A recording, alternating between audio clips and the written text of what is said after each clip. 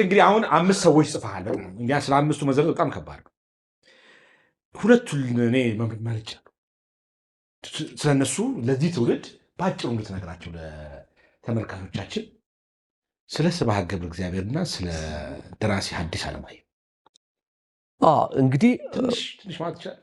ምን አይነት ሰዎች ባጭሩ ታስተዋውቃቸው ይችላል? እንደ ሁሉም ደራሲ ብዙ ደራሲዎች በተለይ ሰክሰስፉል የሆኑ ደራሲዎች በራሳቸው ዓለም ውስጥ ያሉ ናቸው። ቅድም እንዳልኩና በራሳቸው ከለር ውስጥ ያሉ ናቸው። ነገር ግን አገራቸውን ትውልዳቸውን የረሱ አይደሉም። ጽሁፋቸው ውስጥ ኢትዮጵያን ታያለ፣ ሀገራቸውን ታያለ። ለምሳሌ ስብሐት ገብረ እግዚአብሔርን በኃይል የምወድላቸው አጫጭር ልቦለዶቻቸውን ነው። 5፣ 6፣ 7ን ስታነብ ረሃብ ምን እንደሆነ ስንት ረሃብ በተፈራረቀባት አገር ረሃብን እንደ ጋሽ ስብሐት የገለጸው የለም። እና እኚህ ሰው በቃ በራሳቸው አሁን ሰውነታቸው ብዙ ነው። እኔ ላይ ያሳደሩትን ልንገር፣ እኔ ያየሁላቸውን እንደ ሰውነታቸው ላውራ ካልን ይሄን ፕሮግራም አይበቃም። ግን አንዳንድ ሳምፕሎችን እዚህ መጽሐፍም ላይ አለ። በእርግጥ ስብሐት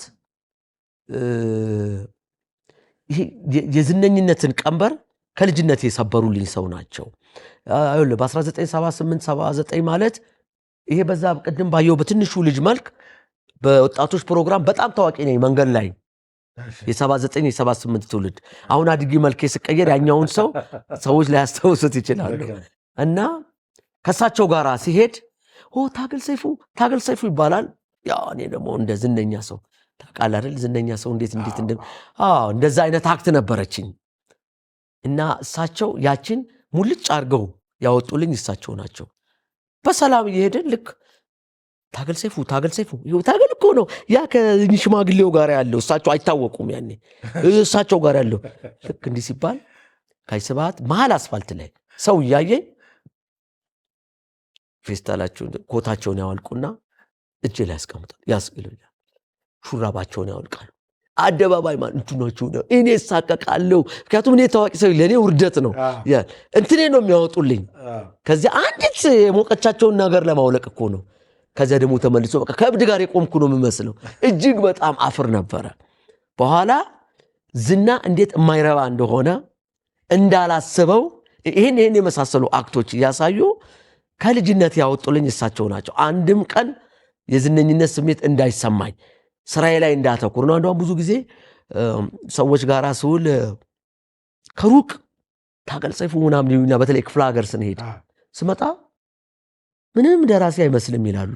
የሆነ አክት አለ ማለት ነው የደራሲ እና እሷ ናት እቺ ስጽፍ እመሰጣለሁ። ስጽፍ አታቀኝም፣ አስፈሪ ነው መልኬ፣ ሌላ ዓለም ውስጥ ነኝ። ከዛ ከወጣው በኋላ ግን ተጫዋች ነኝ በቃ ምንና እቺ ብዙ ጊዜ በደራሲ የተለመደች አይደል። እቺን ባህሪን ያጠፉልኝ እሳቸው ናቸው። ይሄ ደራሲ ለመምሰል መሞከር ሲሪየስሊ ኑር ሰውን ያሉ ያጭንትን እያረጉ ያንን ቅርጽ ያስያዙልኝ እሳቸው ናቸው። በዚህ አመሰግናቸዋለሁ። ከንባብ ሌላ መጽሐፍ ቅዱስን እንዳነብ ጥረት ያደረጉ ነበር። ከዘፍጥረት ጀምሮ እየተከታተሉ እና ይህን አስታውሳለሁ ከሳቸው። ሐዲስ ዓለማየሁ ብዙ የማይታወቅላቸው ታሪክ በኋላም የኮሎኔል መንግስቱ ልጅ ዶክተር ትዕግስት መንግስቱ አረጋግጣልኛለች እውነትነቱን። ጠቅላይ ሚኒስትር እንዲሆኑ መንግስቱ ኃይለማርያም ይፈልጉ ነበር። ኮሎኔል መንግስቱ እሳቸውን ጠቅላይ ሚኒስትር ለማድረግ ይፈልግ ነበር እና አባባ አዲስ ነግረውኛል። መጽሐፉ ላይ አውጥቼዋለሁ፣ እዚህ ላይ ወጥቷል። እሷን ማረጋግጣልኛለች እና መጡ ቤታቸው አማን መጡና ጠቅላይ ሚኒስትር እንዲሆኑ ፈልገን ነበረ ይሏቸዋል። እሺ ግን ምንድነው የፖሊሲያችሁ መርሃችሁ ሀገሪቱን የምታስተዳድሩበት ሲሉ አማን ምን ይላሉ? ፖሊሲያችን ኢትዮጵያ ትቅደም ነው። ኢትዮጵያ ትቅደምማ ፖሊሲ አይደለም መፈክር ነው። እኔ አልኩ ፖሊሲ ነው አልኩት ይሉኛል። አሁን ግር ይለዋል። እሺ ፖሊሲ እርሱ አውጡልና እኔ ላውጣልህ? አዎ ጥሩ። እገሌ ገሌ ገሌ ገሌ የሚባሉ ሰዎች አሉ እናንተ ያሰራችኋቸው ከዛ ከስልሳዎቹ ከነሱ መሃል ስም ጠሩና እገሌን ፍቱ፣ ከነሱ ጋር ሆኜ ፖሊሲውን ላርቅቅና ልስጣችሁ። ፍቱ ነው የምትለን? አዎ ከነዚህ ጋር ነው ሰሩ። እኛ አንተ ቅድ ያንተ ትእዛዝ ፈጻሚዎች ነን እንዴ? የእርሶ እያለ ነው። የእርሶ እንዴ አንተ እኮ ነው የመጣኸው እንጂ እኔ አልመጣሁም ብህም እሱን ተውና እኛ የምንሉትን ያደርጉ። እኔ ይሄን ሳታደርጉልኝ ምንም ልሰራ አልችልም። ጉድ እንዳይፈላቦ ጉዱ ሞልቶ ይፍሰስ፣ እናንተ መጣችሁብኝ እንጂ እኔ አልመጣሁባቸውም ብሎ አማናንዶም ተቆጥቶ ወጣ። ይሄን ታሪክ እሳቸው ነግረውኝ ጽፌው ነበር። በኋላ ዶክተር ትግስት ስትነግረኝ አማናንዶም ዝርዝሩን አልነገራቸውም። ልከነው እምቢ አሉ ነው ያለኝ ብላ ለኮሎኔል መንግስቱ አማናንዶም የነገሩት እምቢ አለኝ ነው። እሳቸው ግን እምቢ አላሉ። ዝርዝሩ እንዲህ ነው። አሁን እንደዚህ አይነት ማንም ብዙ ተነግረው የማያውቁ ታሪኮች በዚህ መጽሐፍ ውስጥ ይገኛሉ። በሀገራችን የሪል ስቴት ታሪክ የመጀመሪያው የኢትዮጵያን ኤርላይንስ ሼባ ማይልስ በፕላቲኒየም ደረጃ የክብር አጋር የሆነው አኮያ ፕሮፐርቲስ ስማርትና ሌክዠሪ አፓርትመንት የዲፕሎማት መንደር በሆነችው በሳር ቤት ካናዳ ኤምባሲ አጠገብ እየገነባን እንገኛለን። አውቶማቲክ ካርዎሽ፣ ደረጃውን የጠበቀ የመዋኛ ገንዳና ሌሎችን ከ21 በላይ አሚኒቲዎችን ያካትታል። ባለ 1 መኝታ 101 ካሬ 1.2 ሚሊዮን ቅድመ ክፍያ፣ ባለ 2 መኝታ 159 ካሬ 1.9 ሚሊዮን ቅድመ ክፍያ፣ ባለ 3 መኝታ 176 ካሬ 2.2 ሚሊዮን ብር ቅድመ ክፍያ በሽያጭ ላይ እንገኛለን። ፍላጎቶ የንግድ ሱቅ ከሆነ በ4 ኪሎ ቱሪስት ሆቴል አጠገብ ዘመናዊ የንግድ ሞል ለሽያጭ አውጥተናል። ከ19 ካሬ ጀምሮ በፈለጉት ካሬ አማራጭ የሱቅ ባለቤት ይሁኑ። ከአኮያ ፕሮፐርቲ ሱቅ ወይም ቤት ሲገዙ ከኢትዮጵያን ኤርላይንስ ሼባ ማይልስ ስታተስ ያገኛሉ። ለበለጠ መረጃ ከታች ባለው ስልክ ይደውሉ። አኮያ ፕሮፐርቲስ ከነገ ለተዛመደ። አንዴ ለሀገር ውስጥ ዘገባ ተላክና 15 ቀን ቆየ። እሱ ከ15 ቀን ቆይተህ ልክ እዛ ቢሮ ስትገባ አንድ ማስታወቂያ አየሁ። ምንድነው የሚለው ማስታወቂያው?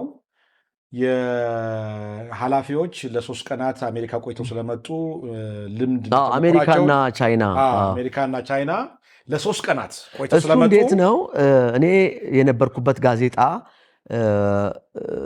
ለመዘገብ ሄዳለሁ። በ87 ወይ 88 ዓመተ ምህረት ላይ 2 ከተማ ነው የተላኩት ዘገባ እንድሰራ፣ ጅማና ይርጋ ጨፌ። 15 ቀን ቆይቼ በጣም ብዙ ስራ በቃ ይዤ በመጣሁት ማቴሪያል በጣም ስለተደሰትኩ ሻንጣዬን እንደያዝኩ ቀጥታ ቢሮ ነው የገባሁት ልሰራ እና ሻንጣዬን ይዤ ቢሮ ስገባ በትልቁ የተለጠፈ ወረቀት አየሁ እና ወረቀቱ ላይ ምንድን ነው የሚለው? እገሌ የሚባለው የእንትን ክፍል ኃላፊ ሬዲዮ ፋና ውስጥ 3 ቀን አሜሪካ ቆይቶ ስለመጣ፣ እገሊት የምትባለው እዛው ሬዲዮ ፋና ውስጥ የእንትን ክፍል ኃላፊ እንዲሁ 3 ቀን ቻይና ቆይታ ስለመጣች ከዚያ ያገኙትን ልምድ ለሬዲዮ ፋና ጋዜጠኞች ስለሚያካፍሉ አርብ በ4 ሰዓት በግቢያችን አዳራሽ እንድትገኙ ነው የሚለው ፖስተሩ። ሻንጣይን ለቀኩትና ገረመኝ። ሰው በ3 ቀን ውስጥ ከተማ ነው የሚለምደው፣ መንገድ ነው የሚለምደው። ተዚያ ደግሞ ተራሱ ተርፎ ለሬዲዮ ፋና ምን ሊያካፍሉ ይችላሉ እነኚህ ሰዎች ብዬ በጣም ገረመኝ። ስብሰባ ውስጥ ይካሄድ በጣም ጓጓሁ እና ያቀድኩትን እቅድ ለ2 ሰዎች አማከርኩ። አንዱ ያው የአንተ ጓደኛ ውድነ ክፍሌ ነው፣ አንደኛው ደግሞ መዝሙር ፈንቴ ነው። ከዛ ጥሩ ሐሳብ ነው አሉኝ። መዝሙር ማርከርና ትልቅ ወረቀት አመጣ። እኔና ውድነ አብረን ሆነን እንትኑን ጻፍኩት እና የሚለው ምንድነው? ልክ እነሱ አርብ በ4 ሰዓት ልምድ ሊያካፍሉ የቻይናና የአሜሪካውን የሬዲዮ ፋና ጋዜጠኞች ግልብጥ ብለው እንደገቡ እኛ ለጠፍን ጽፈን። እኛ የለጠፍነው እንዲህ ይላል።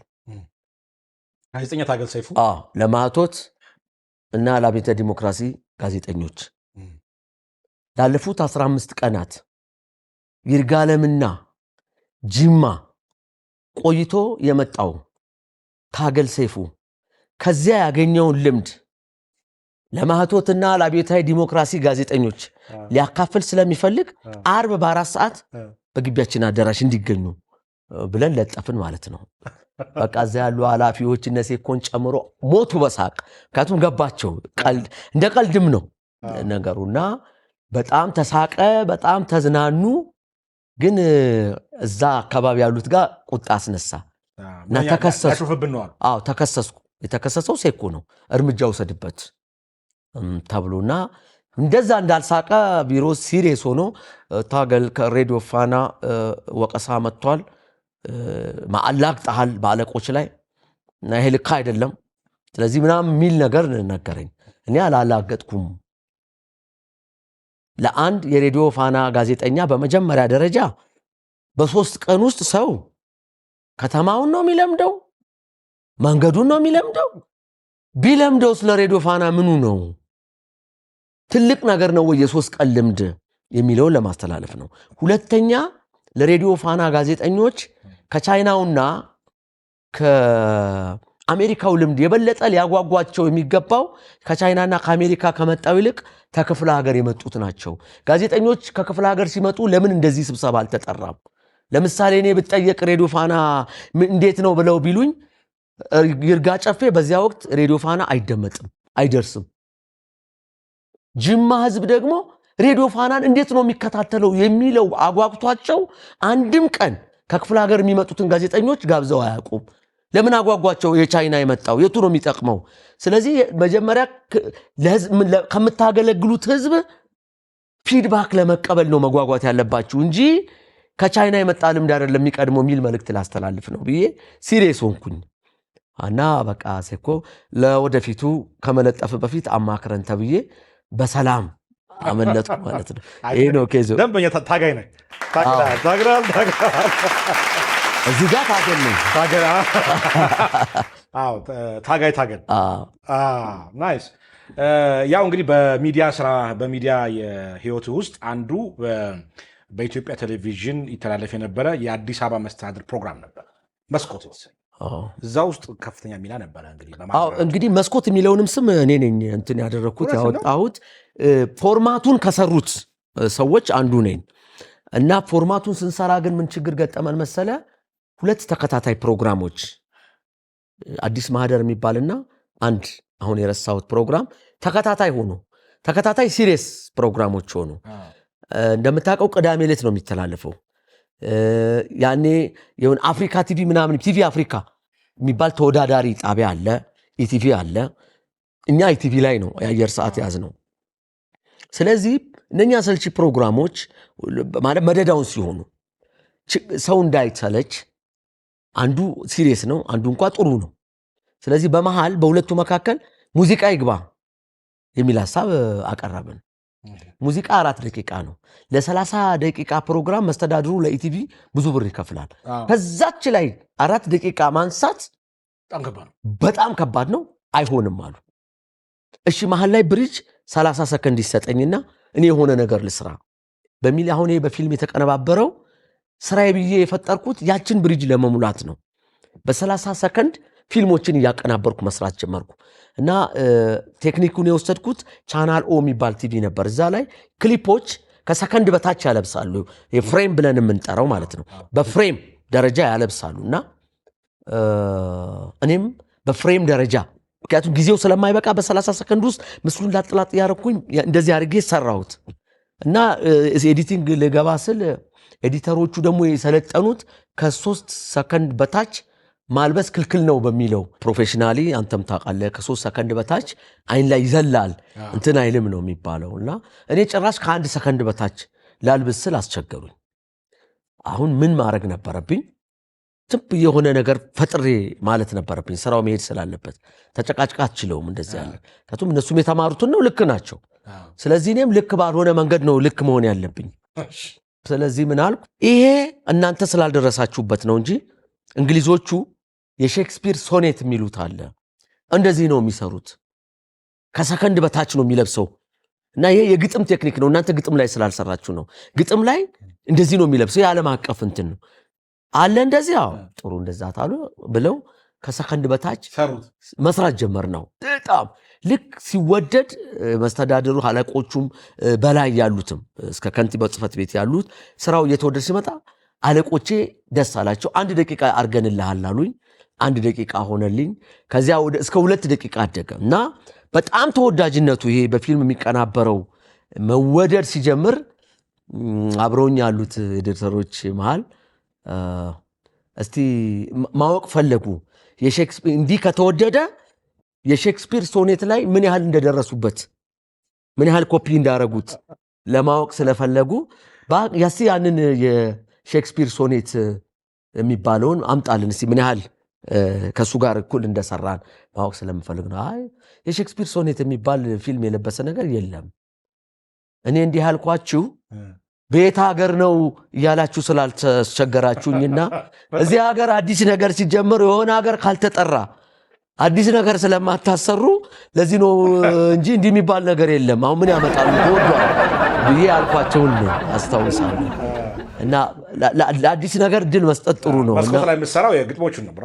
አዎ ግጥሞቹን ስሰራ በዚህ ነው የተጀመረው። ያ በፊልም ማለት ነው። በግጥም የተቀናበሩ ትዕይንቶች ናቸው።